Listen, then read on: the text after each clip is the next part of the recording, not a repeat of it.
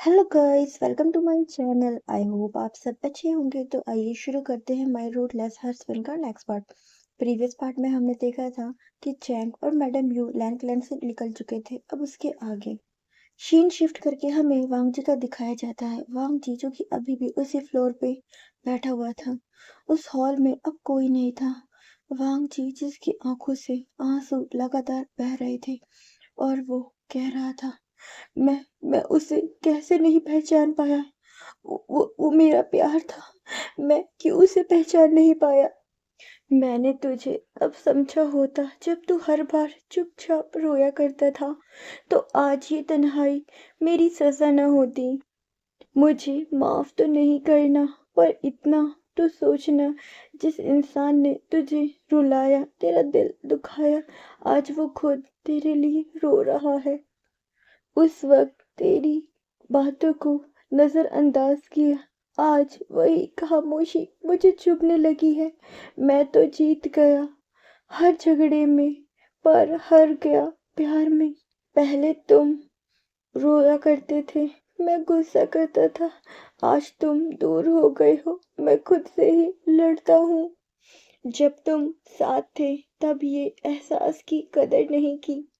आज तेरी कमी हर पल महसूस होती है। अब समझ आया कि उसकी खामोशी में कितना शोर था। मैंने उसे बार बार तोड़ा, वो हर बार जुड़ता रहा। जिसे मैंने नजरअंदाज किया, वो ही सबसे सच्चा प्यार करता था। मुझसे आज मुझे आज ये पछतावा हो रहा है। वो हर दर्द सहता रहा मेरे लिए, और मैं बस उसे दुख देता रहा। अब खुद से नजर मिला नहीं पा रहा हूँ मैं। काश वक्त पीछे जा पाता तो उस एक ओमेगा की कदर करता, जिसने बिना शिकायत सब कुछ सहा था। आज पहली बार उसकी याद में आंसू निकल रहे हैं, जिसे कभी मैंने खुद ही रुलाया था। जिस ओमेगा ने हर दर्द सहकर भी मेरा साथ नहीं छोड़ा, आज उसे खो देने का डर मेरी रूह तक झंझोड़ देता है। मैंने उसे बहुत रुलाया, आज खुद उसी के लिए रो रहा हूँ। वो चला गया खामोशी से, मेरी जिंदगी उसकी यादों की चीख बन गई है।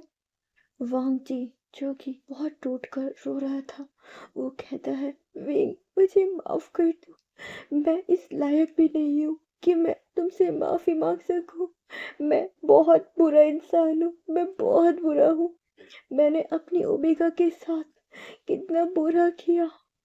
विंग, तुम तो हर बात पे मुझसे लड़ते थे ना। तो उस समय जब मैंने तुम पे चरित्रहीन होने का आरोप लगाया, तुमने तब कुछ क्यों नहीं कहा। तुम तब चुप क्यों थे। क्यों थे विंग। क्यों तुमने मुझे बताया नहीं।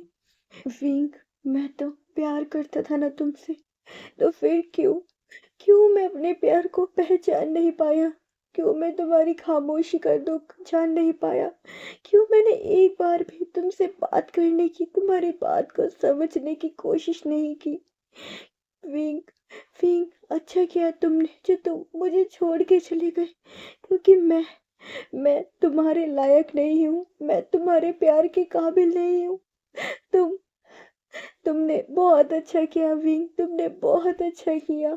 जिस समय मुझे तुम्हारा ध्यान रखना चाहिए था, उस समय मैंने तुम पे आरोप लगाए, तुम पे ऐसे लाछन लगाए जिसकी वजह से तुम्हें अपना घर छोड़ना पड़ा।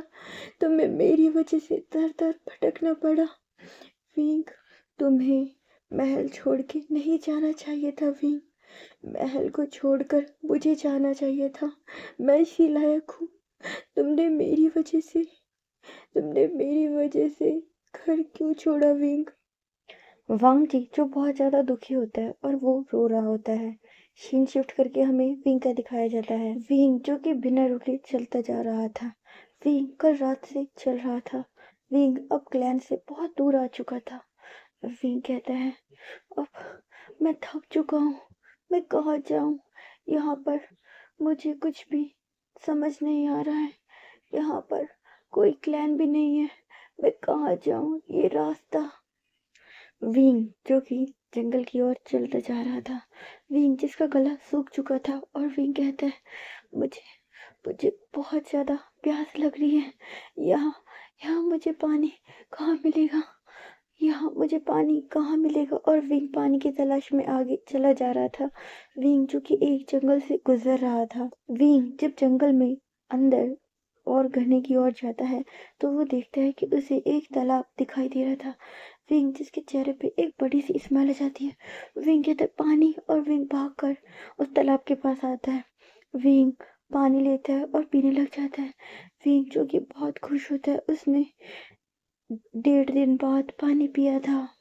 विंग देखता है उस तालाब के पास ही एक गुफा थी। विंग जो कि बहुत ज्यादा थक चुका था, विंग उस गुफा के बाहर ही जाके बैठ जाता है और कहता है, मैं थोड़ी देर यहाँ आराम कर लेता हूँ, इसके बाद ही मैं आगे जा पाऊंगा। अब मुझ में इतनी हिम्मत नहीं है कि मैं चल पाऊँ, मैं बहुत थक चुका हूँ। सीन शिफ्ट करके हमें जियांग चैंग और मैडम यू का दिखाया जाता है, जो कि अब जियांग क्लैन आ चुके थे। वो दोनों अपने क्लैन में आते हैं। वहां पर जियांग फैमिली बैठे थे। उनके चेहरे पे एक स्माइल थी और वो कहते हैं, यू तुम अपने साथ विंग को नहीं लाई? मैडम यू जो कि बहुत गुस्से में थी, वो आकर वहां गुस्से में उस काउच पे बैठ जाती हैं। उसके बाद मैडम यू कहती हैं, विंग अगर लैंड क्लैन में होता तो मैं उसे लेकर आती ना। जियांग फैमिली कहते, यू ये तुम क्या कह रही हो? विंग लैंड क्लैन में नहीं होगा तो वो कहाँ होगा? मैडम यू फिर जियांग फैमिना को लैंड क्लैन में जो भी हुआ और विंग जो कि लैंड क्लैन छोड़ के जा चुका है, ये सारी बात बता देती है। जियांग फैमिना जो कि बहुत ज़्यादा गुस्से में हो जाते हैं और वो कहते हैं, यू मैंने तुमसे कहा था ना कि जल्दबाजी में लिया गया फैसला कभी सही नहीं होता, लेकिन तुमने मेरी एक ना सुनी। मैंने तुमसे कहा था मैंने तुमसे कहा था ना कि विंग की शादी का फैसला तुमने बहुत जल्दीबाजी में लिया है। मैडम यू जो कि अपनी आंखें नीचे कर लेती हैं और वो कहती हैं, हाँ जानती हूँ ये गलती मेरी है और मैं अब इस गलती का पछतावा नहीं कर सकती। मुझे विंग को ढूंढना होगा। विंग अभी गर्भवती है। जियांग फैमिना जो कि बहुत ज़्यादा परेशान हो रहे थे और वो कहते हैं, पता नहीं मेरा बेटा इस हालत में कहाँ भटक रहा होगा, वो कैसा होगा। और वो बहुत परेशान हो रहे होते हैं। सीन शिफ्ट करके हमें वांग जी का दिखाया जाता है। वांग जी जो कि अभी तक उस हॉल में ही पड़ा था और वांग जी जो कि अब उठता है और वो कहता है, मैं अपनी हर गलती की सजा लूंगा, मैं खुद को अपनी हर गलती की सजा दूंगा। और वांग जी जो कि उठ जाता है और वो मैदान की ओर जा रहा था। वांग जी जो कि मैदान की ओर चला जाता है जहाँ पे जो दोषी होते हैं उनको सजा दी जाती है। वांग जी वहां पे जाके खड़ा हो जाता है और वो कुछ सर्वेंट को बुलाता है और कहता है, मुझ पे हमला करो। वो सर्वेंट कहते हैं, राजकुमार आप ये क्या कह रहे हैं?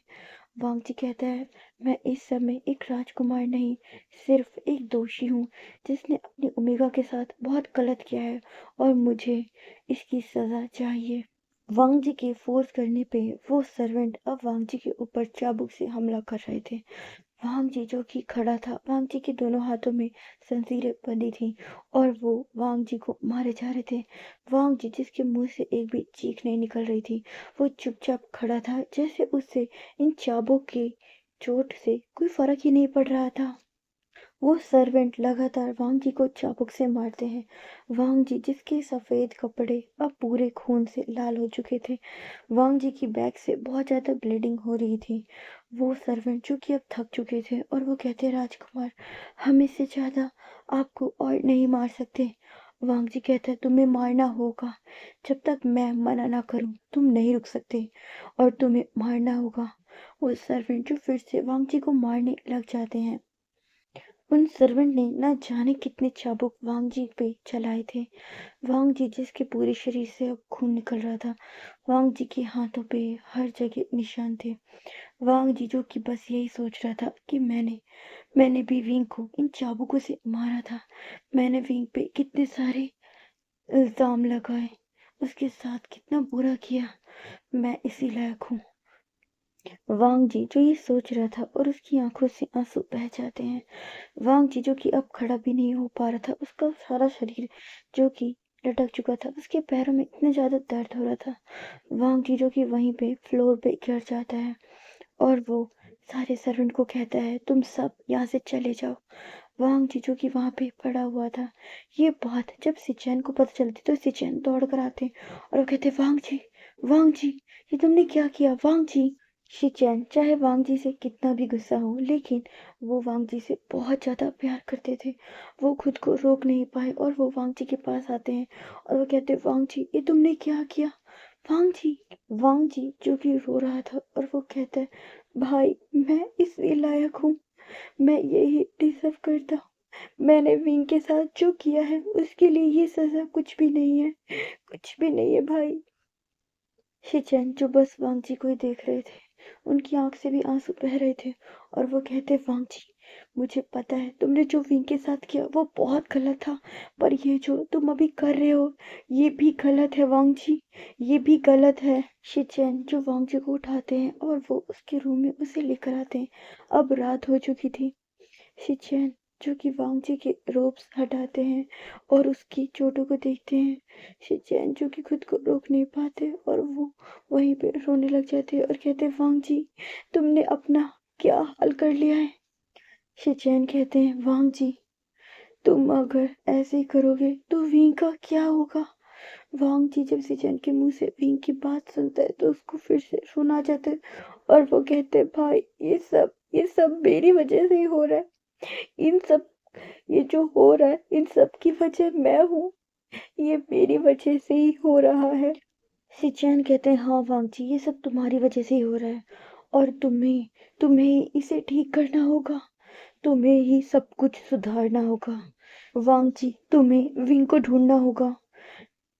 मुझे पता है तुम्हें अभी बुरा लग रहा है, तुमने खुद को सजा दी है, लेकिन वांग जी अगर तुम खुद को ऐसी सजा दोगे तो तुम विंग को कब ढूंढोगे।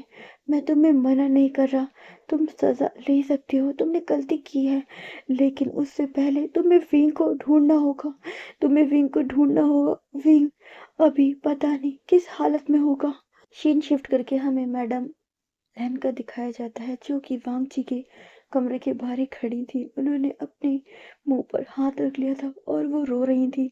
वो वांग जी को कभी भी दुख में नहीं देख सकती। उन्होंने बचपन से ही वांग जी को बहुत प्यार से पाला है, लेकिन आज वो बहुत रो रही हैं क्योंकि वांग जी ने पिंक के साथ बहुत गलत किया है जिसे मैडम लैन अनदेखा नहीं कर सकती हैं। वो कभी ये भूल नहीं सकती कि उनके बेटे ने एक ओमेगा पे हाथ उठाया, उसके साथ गलत किया, उसे मारा, उसे बेइज्जत किया। मैडम लैन कहती है, वांग जी तुम्हें इस हाल में देखकर तुम्हें पता है मेरे दिल पे क्या बीत रही है। मेरा दिल कर रहा है कि मैं आकर तुम्हें गले लगाऊं, लेकिन मैं तुम्हें गले नहीं लगा सकती। तुमने जो किया है वो बहुत गलत है, वो बहुत गलत है।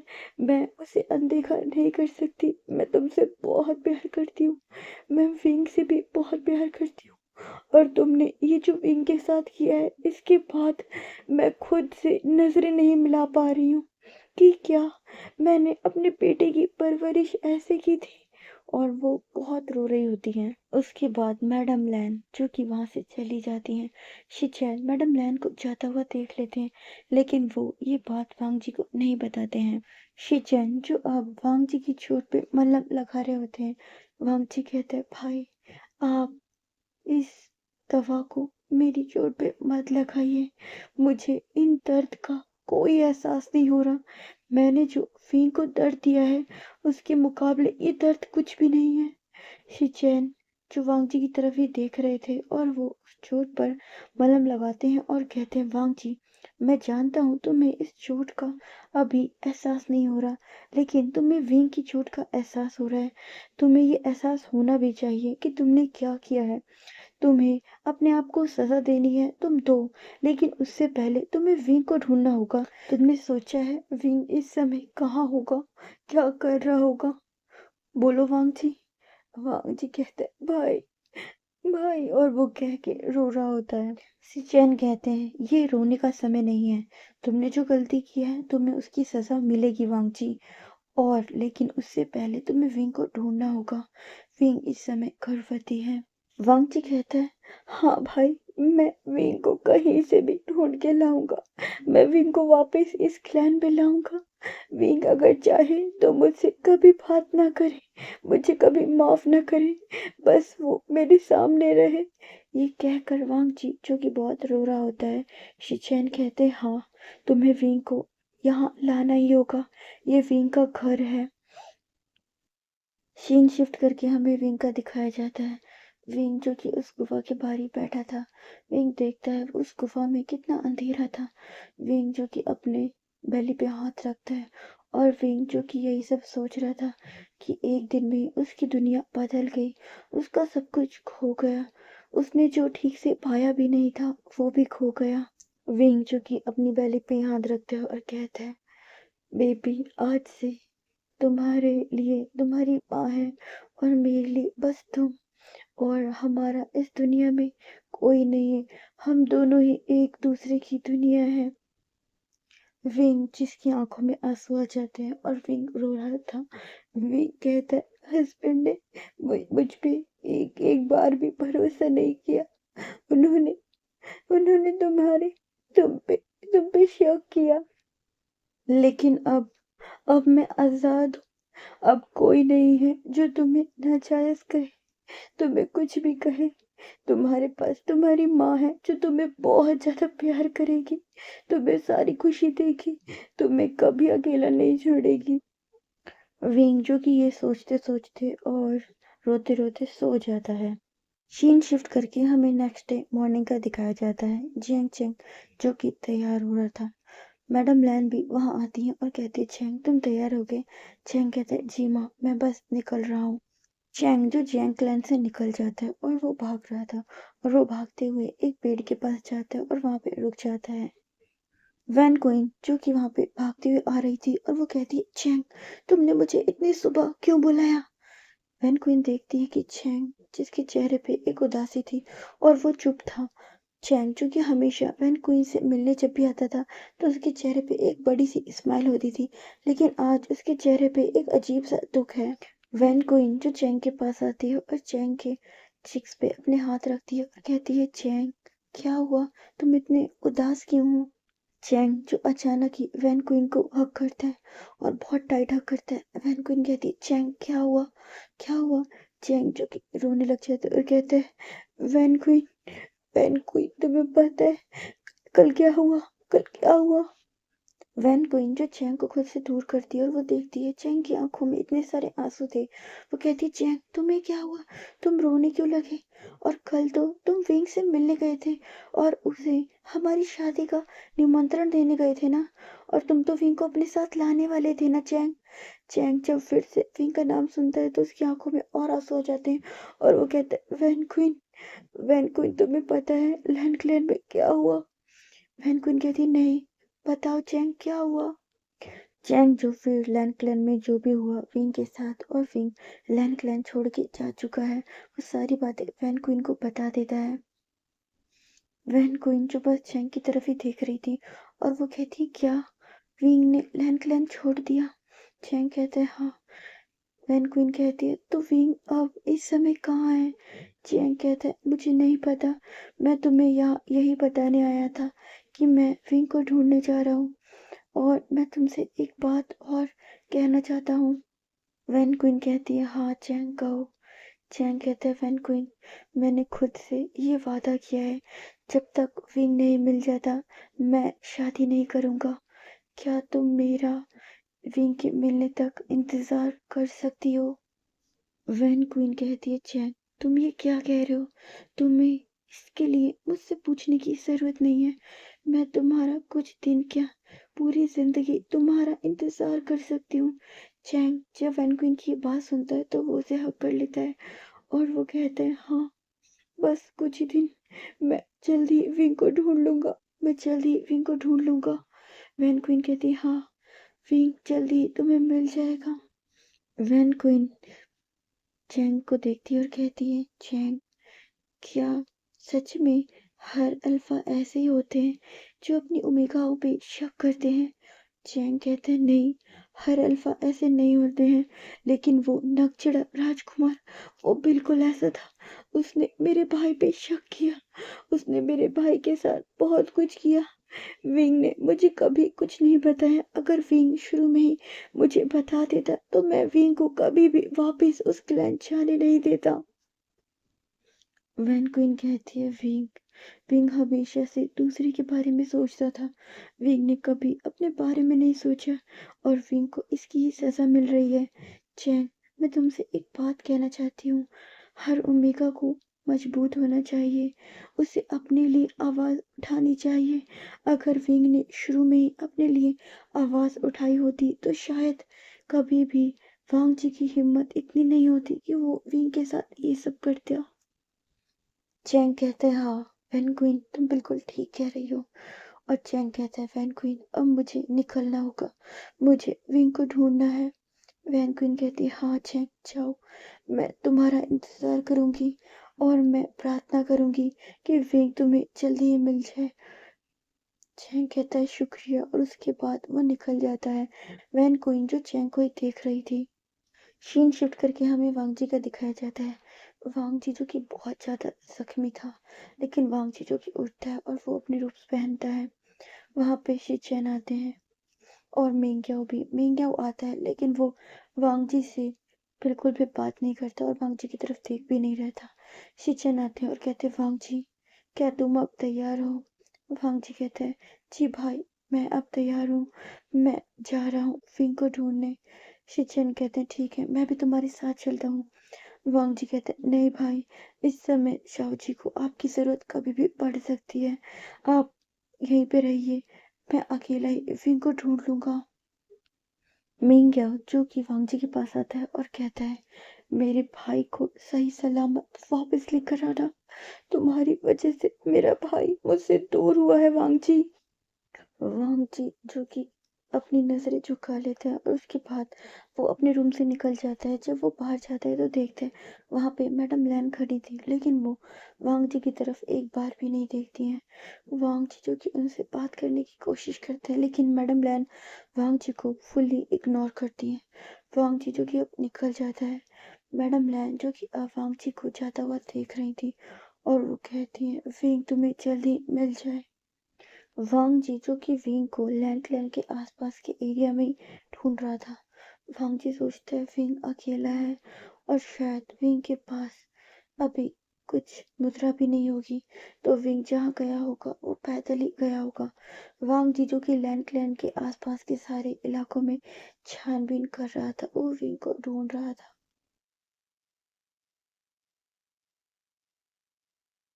सीन शिफ्ट करके हमें विंग का दिखाया जाता है। विंग जो कि गुफा के बाहर ही बैठा था। विंग पर सूरज की रोशनी पड़ती है और विंग की आंखें खुल जाती हैं। विंग जो कि अब उठता है और वो उस गुफा की ओर जा रहा था, अंदर की ओर। विंग देखता है बाहर से देखने पे तो वो एक साधारण सी गुफा लग रही थी, लेकिन विंग जब अंदर जाता है तो देखता है कि उसमें सूरज की रोशनी आ रही थी। विंग जिसको वो गुफा बहुत अच्छी लगती है, विंग कहता है, ये गुफा तो अंदर से कितनी ज्यादा सुंदर है। बाहर से तो ये बिल्कुल वीराना लग रहा था, लेकिन अंदर यहाँ पे तो सूरज की रोशनी भी आती है। और विंग जो कि ये देख के बहुत खुश हो जाता है। विंग जो कि उस गुफा को ही देख रहा था और फिर विंग ये फैसला करता है कि वो अभी कुछ समय के लिए यहीं पे रुकेगा। विंग जो कि बहुत खुश होता है। उसके बाद विंग बाहर आता है, वो देखता है कि वहां पर एक तालाब था। विंग जो कि बहुत खुश होता है वहां पे आता है और उस तालाब से कुछ पानी लेता है, अपना फेस धोता है। विंग देखता है कि उसके क्लॉथ भी बहुत ज्यादा गंदे हो चुके हैं। विंग जो कि एक बात लेने की सोचता है। विंग जो कि अपने रोब्स उतारता है और वो अपने इनर रोब्स में था और वो तालाब में उतर जाता है। विंग कहता है, ये पानी कितना ठंडा है, मुझे बहुत अच्छा लग रहा है इसमें नहाकर। और विंग जो कि पानी में खेल रहा था। विंग जिसकी नजर अब अपनी बेली पे जाती है, विंग कहता है, विंग जो कि अपना हाथ अपनी बेली पे रख लेता है और कहता है, बेबी आज माँ और बेबी दोनों साथ में बात लेंगे। विंग जो कि अपने मन में सोचता है कि अब मेरे पास मेरा बच्चा ही है जिसके साथ मैं बात कर सकता हूँ।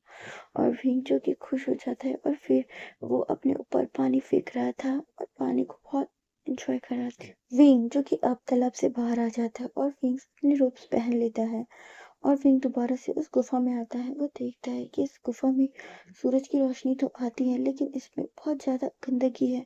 विंग उसे साफ करने की सोचता है और विंग उसे साफ करने लग जाता है। विंग को उसे साफ करते करते दोपहर हो जाती है लेकिन फिर विंग उसे अच्छे से साफ कर लेता है। विंग जो कि चारों तरफ ही देख रहा था, विंग ने वो गुफा साफ कर ली थी लेकिन विंग जो कि बहुत ज्यादा थक चुका था, विंग एक पत्थर पे बैठ जाता है और विंग कहता है मैं बहुत थक गया हूँ, मुझ में बिल्कुल भी अब जान नहीं है। और विंग अपने सर को उसी पत्थर पे टिका लेता है और विंग जिसके चेहरे पे एक स्माइल होती है और वो कहता है ये मेरा घर है, यहाँ यहाँ मैं रहूंगा, मेरे साथ मेरा बेबी रहेगा और इस घर से हमें कोई नहीं निकालेगा क्योंकि ये घर हमारा होगा। यहाँ हमें कोई नहीं कहेगा कि इस घर से निकल जाओ, ये घर तुम्हारा नहीं है, ये घर हमारा है, मेरा और मेरे बेबी का। विंग जिसको अब भूख लग रही होती है, विंग कहता है मैं यहाँ रह तो लूंगा लेकिन मैं खाऊंगा क्या, इस समय मुझे बहुत भूख लग रही है, दो दो दिन हो गए मैंने कुछ भी नहीं खाया, मुझे मुझे कुछ चाहिए खाने के लिए। और विंग जो कि अब उठता है और वो उस गुफा से निकल जाता है। विंग जो कि एक घने जंगल में ही था, विंग जंगल में चारों तरफ देखता है, विंग को कुछ भी खाने का दिखाई नहीं देता। विंग कहता है मुझे कुछ चाहिए, मुझे कुछ चाहिए खाने के लिए। विंग देखता है उसी जंगल में एक आम का पेड़ था। विंग जब उसे देखता है तो विंग के चेहरे पे एक बड़ी सी स्माइल आ जाती है और विंग जो कि उस आम को तोड़ने की कोशिश करता है, वो आम कच्चे थे। विंग जो कि एक पत्थर उठाता है और उस पेड़ पे मारता है, उससे कुछ आम गिर जाते हैं। विंग जिसके चेहरे पे एक बड़ी सी स्माइल आती है और विंग कहता है देखो काका मैंने तोड़ दिया, देखो मैंने तोड़ दिया काका। विंग जो कि स्माइल कर रहा था और वो फिर देखता है तो वहां पे कोई नहीं था। विंग को वही दिन याद आ गया जब वो मिंगियों के साथ बगीचे में बैठा था और वो मिंगियों के लिए आम तोड़ रहा था। विंग कहते काका मैं मैं आपको बहुत मिस कर रहा हूँ काका, मैं आपको बहुत मिस कर रहा हूँ। उसके बाद विंग जो कि उन आमों को उठा लेता है और फिर वो उन आमों को खा रहा था। वो आम बहुत खट्टे थे। विंग जिसको खट्टा खाना बिल्कुल पसंद नहीं था लेकिन आज विंग को वो आम बहुत ज्यादा अच्छे लग रहे थे और विंग जो कि उन्हें चटकारे लेके खा रहा था। सीन शिफ्ट करके हमें वांग जी का दिखाया जाता है। विंग जिसको गए हुए 2 दिन हो चुके थे और वांग जी जो कि विंग को ही ढूंढ रहा था। वांग जी जो कि 2 दिनों से क्लैन में भी नहीं गया था। वांग जी जिसने अब सोच लिया था कि वो विंग को लिए बिना क्लैन में नहीं जाएगा और वांग जी जो कि बस कभी किसी जंगल में या कभी किसी यन में रुक जाता था और वो विंग को लगातार ढूंढ रहा था। ऐसे ही समय बीत रहा था और अब विंग को गए हुए 1 महीना हो चुका था। सीन शिफ्ट करके हमें जियांग चंग का दिखाया जाता है। जियांग चंग जिसने आसपास के सभी इलाकों में ढूंढ लिया था लेकिन विंग उसे कहीं भी नहीं मिला था। जियांग चंग जो कि बहुत ज्यादा परेशान होता है और वो आज 1 महीने बाद क्लैन में आया था। वहां पर मैडम यू आती है और वो कहती है जियांग क्या विंग के बारे में कुछ भी पता चला। जियांग कहते हैं नहीं माँ, विंग के बारे में कुछ भी नहीं पता चला, मैंने आसपास के हर क्लैन हर गांव में विंग को ढूंढा लेकिन विंग नहीं मिला। मैडम यू जो कि अब थोड़ा परेशान होती हैं और वो कहती हैं विंग को गए हुए 1 महीना हो चुका है, पता नहीं विंग कहाँ होगा और वो कैसे रह रहा होगा। विंग सीन शिफ्ट करके हमें विंग का दिखाया जा रहा था। विंग जो कि अब 1 महीने से उस गुफा में ही रह रहा था। विंग जिसको वहां पे अब कोई भी परेशानी नहीं होती है। विंग जो कि आज जंगल में घूम रहा था और वो देखता है कि विंग आज जो कि जंगल से थोड़ा बाहर आता है तो वो देखता है वहां पे उसे कुछ व्यक्ति दिखाई देते हैं जो कि दूसरी ओर जा रहे थे। विंग कहता है ये तो इतना घना जंगल है, यहाँ पे लोग कैसे आ सकते हैं। विंग जो कि फिर उन व्यक्तियों का पीछा करता है तो विंग देखता है कि वो लोग एक बाजार की ओर आ रहे थे। विंग कहता है इस जंगल के बाहर यहाँ पे एक बाजार भी लगता है, मुझे तो कभी पता ही नहीं था और ना मुझे पता चलता अगर मैं इन व्यक्तियों का पीछा नहीं करता। विंग जो कि उस बाजार में आ जाता है। विंग देखता है वहां पे बहुत सारी चीजें मिल रही थी। विंग जिसने बहुत दिनों से कुछ भी नहीं खाया था, विंग जब उन चीजों को देखता है तो विंग का मन खाने का करता है। विंग देखता है कि उसके पास कुछ भी पैसे नहीं थे, वो चीज़ें कैसे लेता? विंग जो कि बाज़ार में घूम रहा था। विंग जो कि एक कैंडी देखता है। विंग जिसका मन बहुत ज़्यादा कर रहा था उस कैंडी को खाने का, क्योंकि विंग इस समय प्रेग्नेंट था और प्रेगनेंसी में हमें बहुत सी चीज़ें खाने का मन करता है।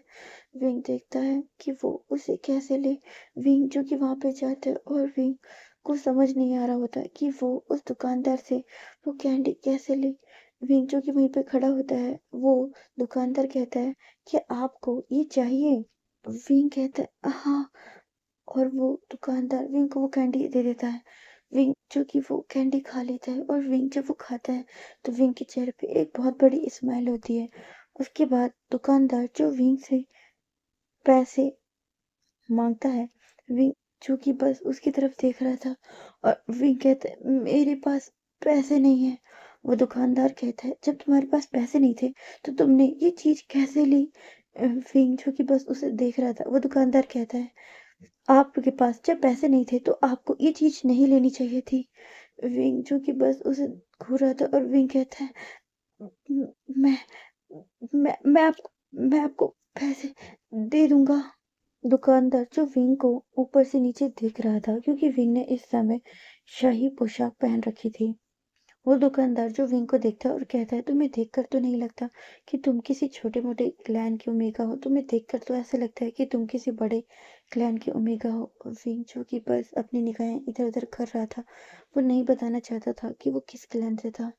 विंग जो कि अपनी फिंगर को ही अपने हाथ से दबा रहा होता है और वो अपने हाथ में एक रिंग देखता है। ये रिंग लैन क्लैन की थी। विंग जो कि अपनी उस रिंग को उतार देता है और कहता है क्या क्या आप मुझसे पैसों के बदले ये ले सकते हैं? वो दुकानदार जब उस रिंग को देखता है तो उसके अंदर लालच आ जाती है। विंग ने जो से चीज ली थी वो तो सिर्फ कुछ ही रकम की थी, लेकिन वो जो रिंग थी वो बहुत ज्यादा महंगी थी और वो डायमंड की थी। दुकानदार कहता है जी मैं आपसे पैसों के बदले ये ले सकता हूँ। और वो जल्दी ही विंग के हाथों से उसे खींच लेता है और वो उस रिंग को लेकर जो कि बहुत बड़ी स्माइल कर रहा था।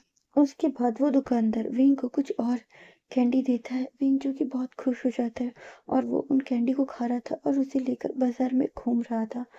विंग देख रहा था कि लोग किसी सामान के बदले भी दूसरा सामान ले रहे थे।